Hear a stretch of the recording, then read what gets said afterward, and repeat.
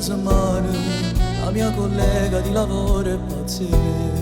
Questa mattina nel camerino tutta spogliata s'ha voluto far vedere. L'è fidanzata col proprietario, ma che figurasi che l'ho appena a sapere.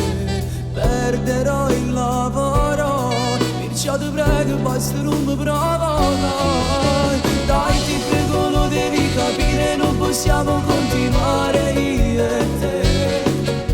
Questo gioco ci farà del male, non sappiamo proprio come va a finire.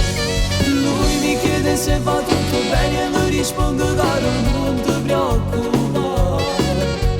La tua fidanzata è una ragazza molto seria che fatica e pensa a te. Ma quando così da moggerite mi dispiace come è andata, non mi sono controllato. Lo so bene che non è una scusa, lei mi provocava che potevo fare. Forse è meglio che me ne vado per evitare che mi sanno cacciare. Questa mia collega non è seria e che ci posso fare?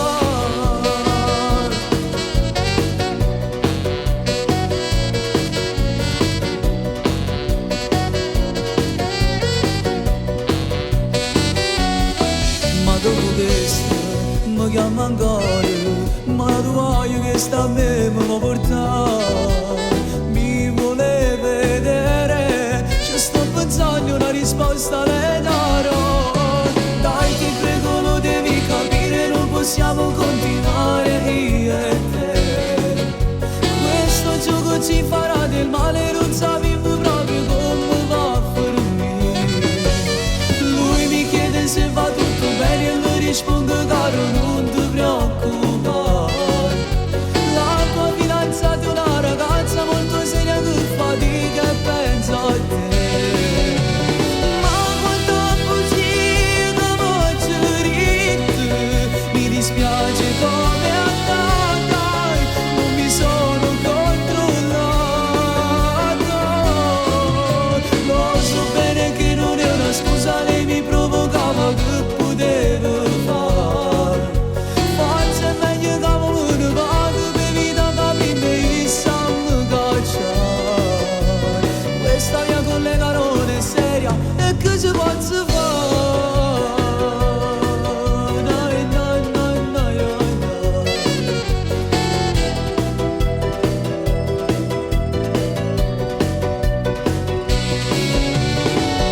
Ma quando così da moggerite mi dispiace come è andata, non mi sono controllato.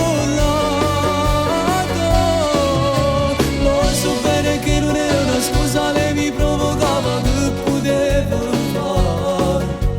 Forse è meglio che me ne vado per evitare che mi sanno cacciare. Questa mia collega non è seria e che ci posso fare?